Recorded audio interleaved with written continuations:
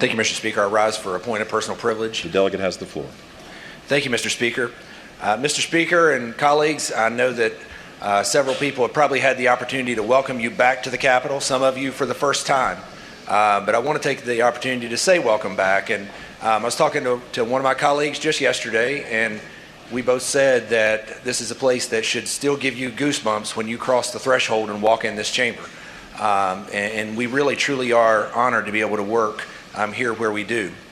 But I rise today to outline what the House Republican Caucus hopes to accomplish this session. And I want to talk about what we are actually going to be doing, not what you might assume that we're doing or what your buddy back home told you we might be doing or what you read on Twitter that might be going on, but what we're actually going to be working on. And Mr. Speaker, we all know that this is the short session. And you know, we always say, and I think it's true, that we probably get more done in a 45-day session than some states do in 2 sessions. And I think there's something to be said for that. But short is the operative word, so I will try to keep this brief. Mr. Speaker, the late Stephen Covey once said, the main thing is to keep the main thing the main thing. And that sounds a little redundant, but when you think about it, those are good words to live by when you're trying to legislate. And that's exactly what our caucus intends to do this year.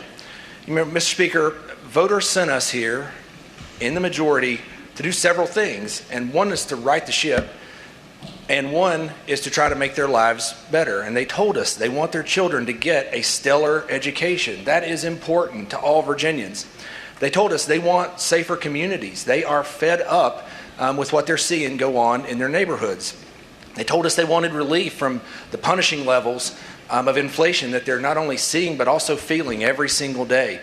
And so, Mr. Speaker, those are the goals that we're working to accomplish this year. We're going to consider legislation that will reduce the tax burden on hardworking Virginia families and make it easier for businesses to grow, expand, create jobs, and hire our fellow Virginians. We're going to look at ways to reduce the cost of prescription medications for all Virginians and finally eliminate the grocery tax once and for all.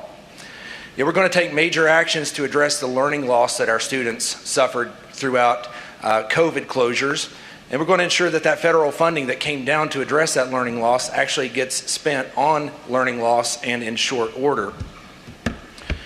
The learning loss numbers that recently came out, if you read them, they should have scared you to death. If you didn't read them, you need to read them, and they should scare you to death. We're in a posture where those numbers are a real thing. They're a tangible thing. And in the not too distant future, if we aren't careful, if we don't get this turned around, this is going to bleed over into economic development and every other aspect of our state. And we have to get this reversed very quickly. Mr. Speaker, we have legislation pending that will ensure that every child in Virginia is in a high-performing educational environment, something that we owe the students in our state.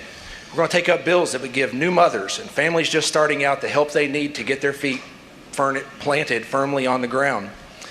And we're going to take up legislation to put Virginians back in charge of Virginia's clean air policies, and legislation that will ensure that our power grid doesn't have the same problems that our friends in Tennessee and North Carolina just had, and some of us even who are in Southwest Virginia who might get our power through TVA that went through rolling blackouts. We do not want to have those same problems, and we need to look at a lot of different varieties, including clean, reliable nuclear power. We have got to keep the lights on for Virginians, and we've got to do it at an affordable rate that doesn't put the pinch on people any more than we already have. And we will answer the passionate pleas from our friends in Roanoke and Hopewell and Norfolk, among other places, that have been plagued with senseless violence. We have other communities all around Virginia who have told us the same thing. And we are going to help pass legislation that will ensure that these dangerous criminals are put where they belong, and that's behind bars. We also intend to strengthen penalties for those who perpetrate crimes with firearms. That's not what firearms are for. And more than anything, when we're done this session, we aim to have made our schools stronger, our streets safer, and our communities more prosperous.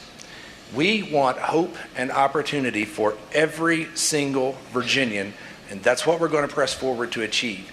And we welcome anyone who shares that vision to join in with what it is that we are trying to accomplish for our Commonwealth. And that is the main thing, Mr. Speaker. And we aim to keep that main thing as the main thing. And I'm looking forward to working with every single person in this room, all 100 of us, to do just that. So thank you, Mr. Speaker.